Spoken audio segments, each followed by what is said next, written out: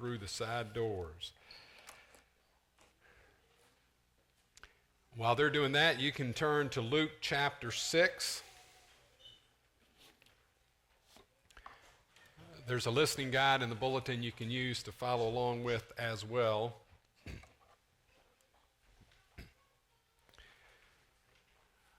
Luke chapter 6, I'm going to begin with verse 27.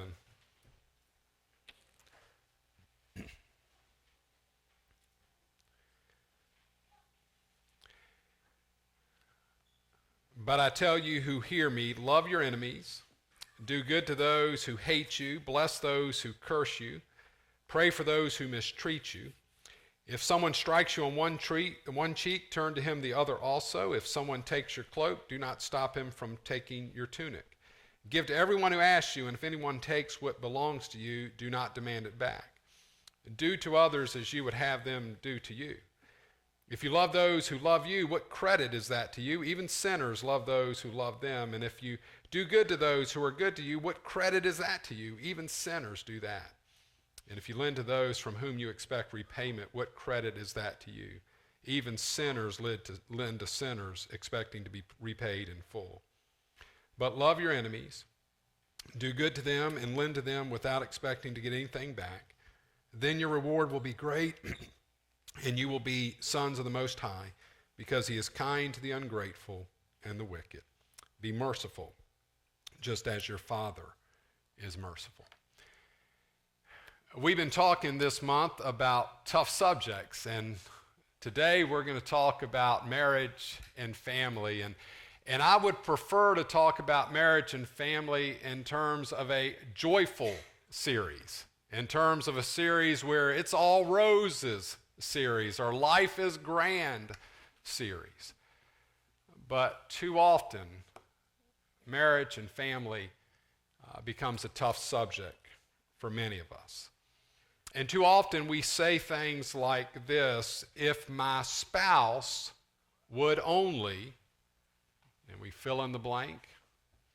If my parents would only, and we fill in the blank with our expectations for them. If my children would only, and we fill in the blanks with that. So I want to establish right off the bat this morning in this message that this is a no elbow message. Your elbows have to stay tight, right? None of this.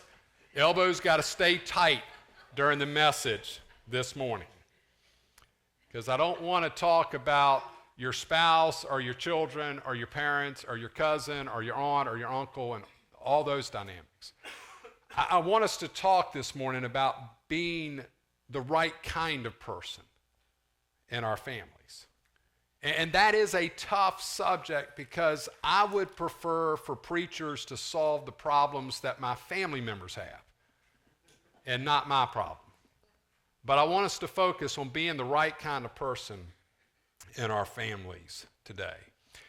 Ephesians 4, which really is a great passage about family life that we let degenerate into other conversations, but it talks about how we relate to one another in the family. And Paul writes, submit to one another out of reverence for Jesus Christ. Great word, great phrase, great idea for families. Wives, submit to your husbands as to the Lord. And then a few verses later in that passage, Paul says what would have been the most radical thing these people had ever heard about family life in their culture. He says, husbands ought to love their wives like their own bodies. And you would have just heard deafening silence. They would have been stunned that somebody suggested that in that culture. And yet too often, when we hear those words about the families, about our marriages, we say, yeah, but I can't love my spouse like that. And then a few verses later, Paul brings in the children. He says, fathers, do not exasperate your children. Don't dig at them until you break their spirit, destroy them, make them rebellious. Don't do that. And parents will say, well, you don't know my kids. I got to stay on top of them. You don't know what it's like in my house. And parents are saying, I cannot love like that. And a little bit later, he says, children, obey your parents. Honor your father and mother. And too many young people say, man, you don't know what creeps my parents are. I can't love like that. And our homes break down. And our homes are hurt. And they're torn apart. And it breaks your heart to experience that or to watch that happen in others. It's a tough subject. And the passage that I read this morning that seems totally out of place when we're talking about marriage and families, in my estimation, is too real for many marriages and families. Because the word that I would too often use to describe how families are relating to each other is we've got situations where we're enemies to one another. And every now and then, really full-scale war breaks out in our families. And so let me just say gently, but with a fair amount of challenge this morning. If we can't love our husband or our wife like the Bible asks us to, can we at least love them like we were to love an enemy? Can we do that? Can we love the people we live with at least as much as we're to love our enemies? Love your enemies. Do good to those who hate you. Bless those who curse you. Pray for those who mistreat you. And if you love those who love you, what credit is that to you? Even sinners love those who love them. And if you do good to those who do good to you, what credit is that for you? Even sinners do that. And we realize pretty quickly in the Bible that when the Bible speaks of love, it is speaking about something different than what our culture speaks of in love. Jesus makes it clear, my kind of love accepted you and me when we were unacceptable, loved you and me when we were unlovable, forgave you and me when we were unforgivable. That's Jesus's kind of love. And Jesus says, if you're going to accept that love, if you're going to claim that love, then I expect you to give that love to others in my name. And yet so often, a husband or a wife will say, I don't love you anymore. And what that statement means is, I had a contract with you when we were married. I didn't tell you, but I had a contract. And in that contract, I said, as long as you made me happy, as long as you kept yourself together, as long as you gave me the attention that I thought I needed, and you helped me do the things I wanted to do, then I'd love you. And if you stop doing that, I don't love you anymore. And that unstated contract has become way too prominent in our culture, in our churches, and in our homes. And sadly, many children have gotten the idea that love from their parents means stuff and activities.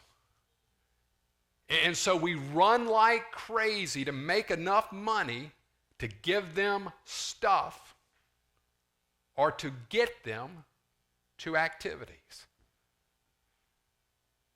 If you don't believe me, park yourself out in front of a drive-through restaurant between about 4:30 and 6 Monday to Friday and just watch.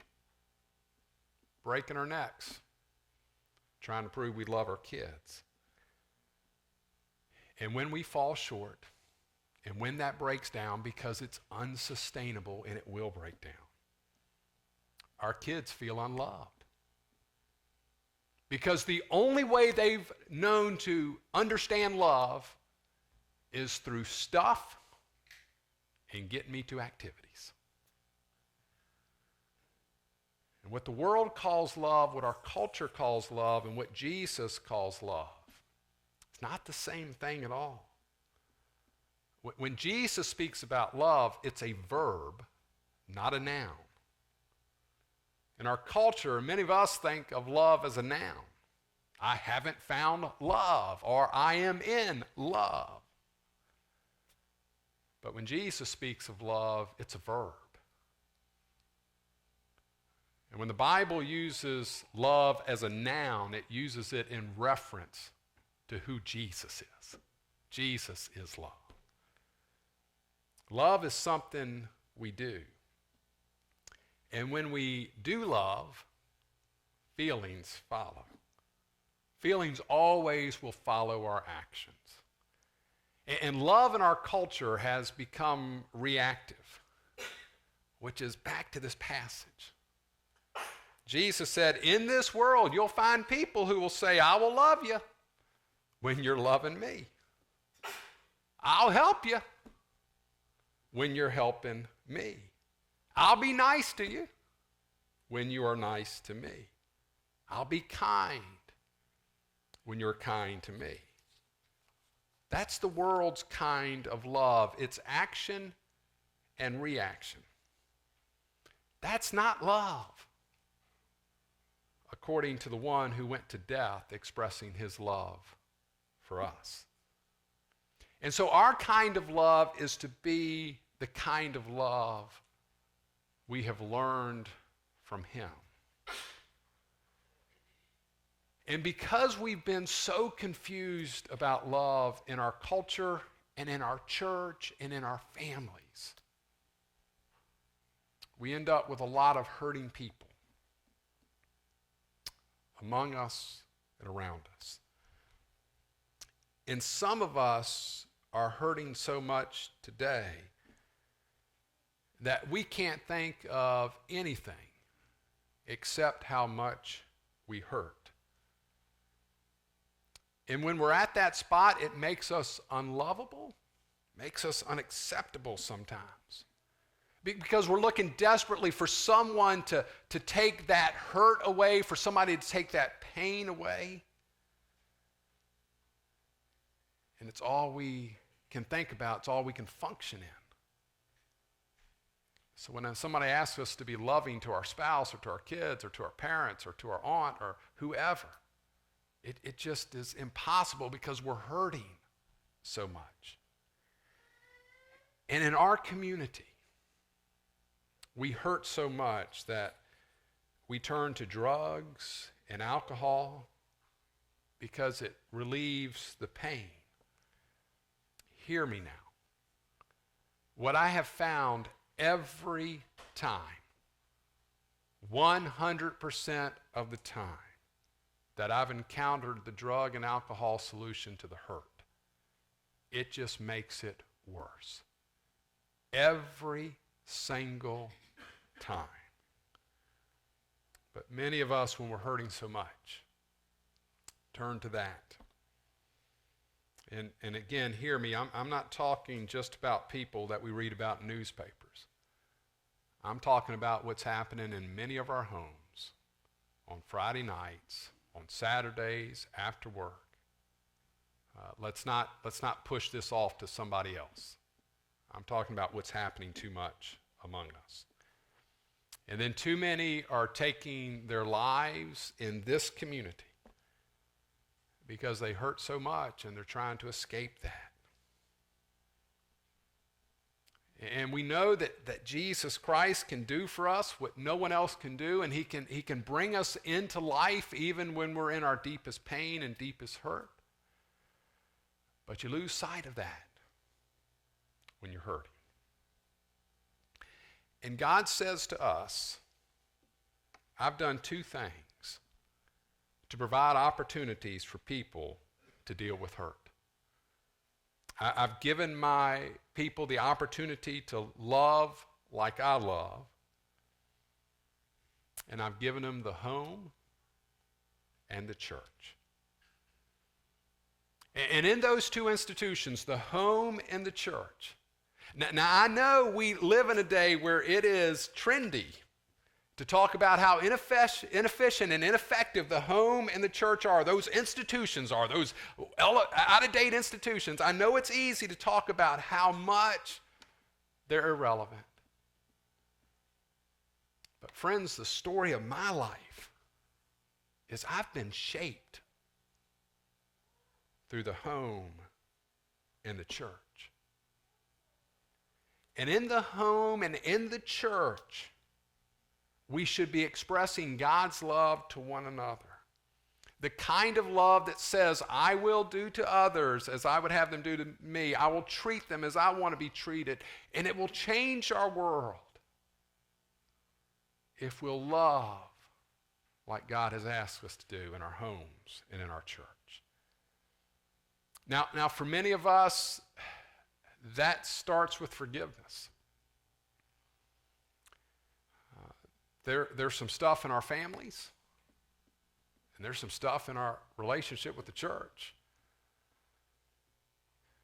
that forgiveness needs to happen with. And we talked about that the first week of this Tough Subject series, and I said then I could preach on forgiveness, I think, about 46 Sundays a year, and it's relevant. But friends, don't mishear me. We can talk about all the exciting things we can do in the life of this church, and I am genuinely excited about where we are and where we're going. But unforgiveness will completely derail us and will take the future away. And see, I can't print that in a bulletin, right? There's nothing I can do with PowerPoint or a song that Alex can sing or something I can preach that'll make some forgiveness issues happen. That's just stuff that's we got to trust God to do, and we've got to start taking some steps forward on. And so I understand that the kind of love we're talking about for many of us, whether it's in our families and in our church, starts with forgiveness. And forgiveness is not a feeling. Forgiveness is an action. Right? You're probably never going to feel like forgiving. At least if your life's anything like mine. Never felt like it, but it's an action. And there ought to be a place where people can go that loves us when we're unlovable, accepts us when we're unacceptable, forgives us when we're unforgivable.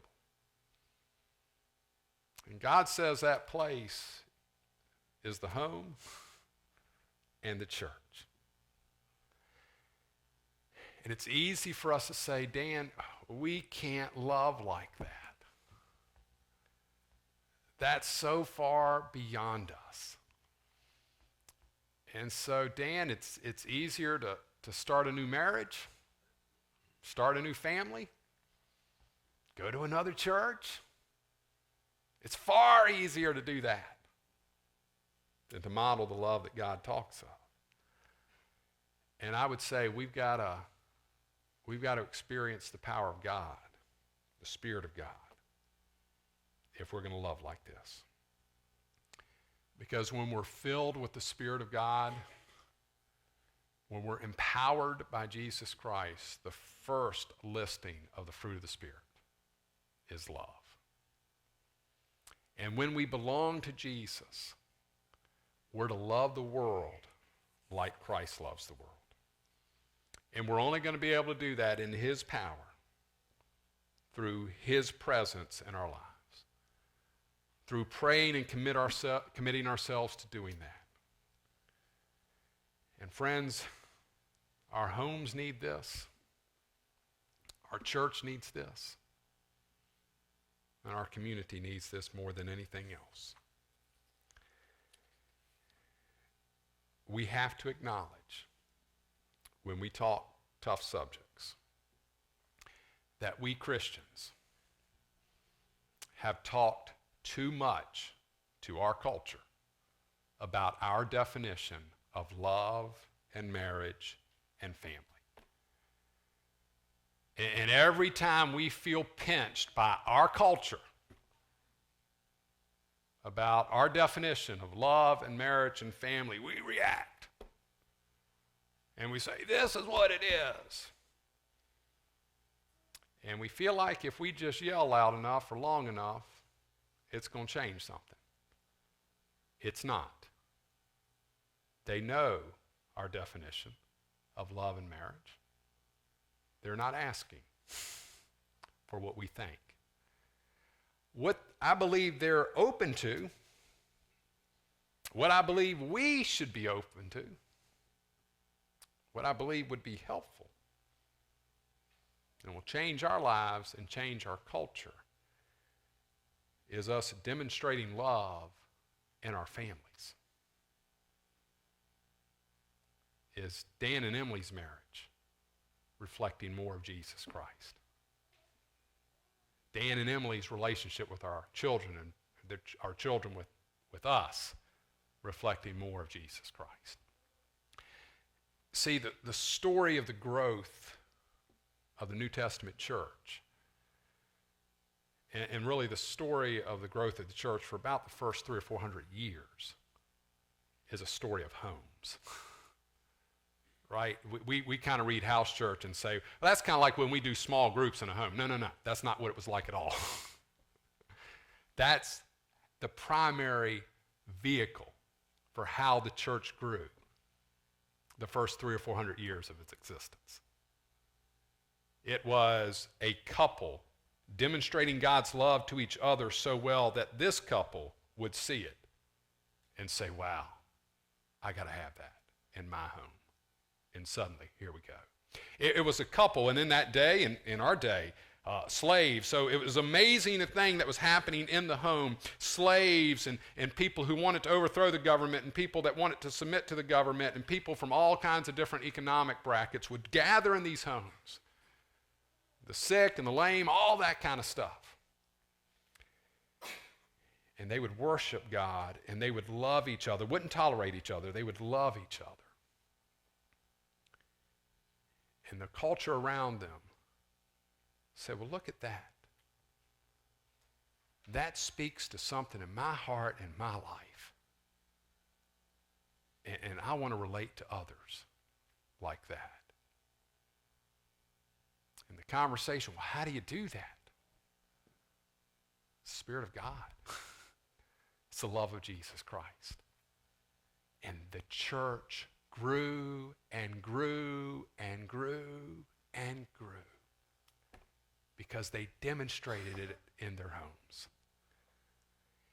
And I'll tell you where my commitment is on this, because I'd love to be interviewed by national media and all that kind of stuff. That would be a good stroke to my ego. But I really can't control or have any influence over the national conversation or the cultural conversation about marriage and family. What I can have influence over is what's happening at my house on Robin Road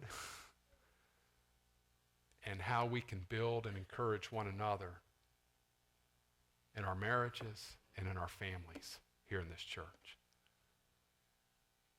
And so this tough subject, the struggles that we have in our marriages and our families, can be transformed by the love of God in Christ Jesus. Will be transformed as we model that behavior to one another.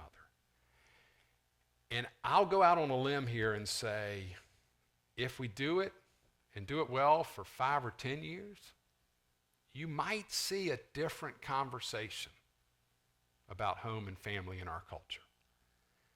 And again, I just base that on the first 300 or 400 years of Christian history, because the conversation about family and relationships and all of that changed dramatically because of the influence of the Christian home.